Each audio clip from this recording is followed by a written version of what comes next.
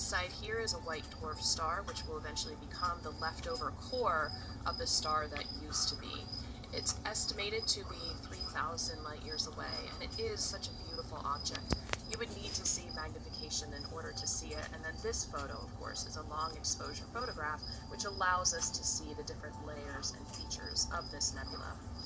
Next, we have Messier 102, and this is sometimes called the Spindle Galaxy, and this is an S0 spiral galaxy, estimated to be 44 million light years away.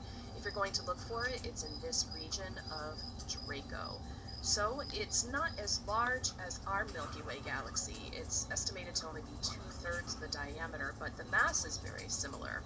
So this picture taken by the Hubble is just a beautiful shot of the edge-on spiral galaxy that we can see. This kind of has this dark dust lane in which light is not able to penetrate through.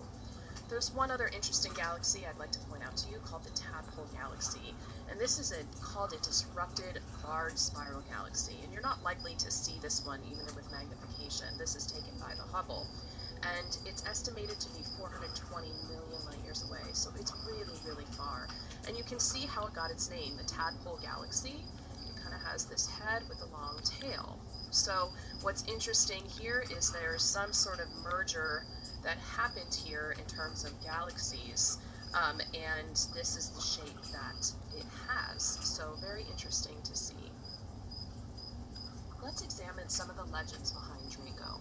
It is often the stories of the stars that we can connect to in some way, which can help us remember the constellation. But remember, there is many mythologies and constellations as there are stars in the sky, so there is no one correct mythology. One of the earliest stories of Draco can be traced back to the ancient Babylonian mythologies. Tiamat was a primordial goddess of the salt sea and a symbol of creation. She's often depicted as a woman, and it is said that she gave birth to a host of creatures that lived in the primordial sea, including scorpion men and merpeople. There's some debate as to whether Tiamat takes the form of a sea serpent or dragon. In Greek mythology, there are a wide range of stories that include a dragon. One is that of the Garden of Hesperides. This was Hera's orchard, and it had a tree that produced golden apples, and it would grant immortality to whoever ate the apples. The trees were given by the goddess Gaia to Hera and Zeus for a wedding gift. And Hesperides were nymphs of the evening and golden light of sunset, and they were given the tasks of tending to the grove, but occasionally they picked the apples themselves. So Hera didn't trust the nymphs, and she placed a dragon around the tree for additional protection. And here you can see the dragon is all around the nymphs. Another famous Greek legend is that of the 12 labors of Hercules. For one of the tasks, Hercules, or in Greek mythology he was Heracles, and then it was adapted as Hercules in Roman mythology. Heracles needed to steal a golden apple from Hera's garden, and he killed the dragon that was protecting the apples. You can see here's the apple tree, and here's the dragon that's protecting the tree. And Hercules is in fact situated next to Draco in the sky. Another tale in Greek mythology is that of Cadmus, who is the king and founder of Thebes. In this tale, Cadmus slayed a dragon that killed some of his men as they were looking for sources of water. And one final tale includes a dragon, is that of Jason and the Argonauts in the search for the Golden Fleece, and you can see that in this image here.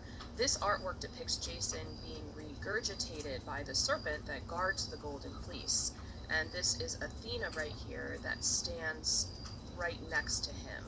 So there are a variety of legends about Draco in the sky, and without a doubt, there are many, many other stories that exist out there. It's easy to see why Draco's pattern by many ancient constellations saw a snake, a sea serpent, or a dragon that winds its way around the sky.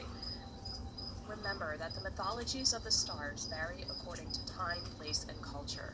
There is no one true mythology for any constellation, just a variety of them. We've come to the end of our video about Draco, so let's review everything we've learned so far.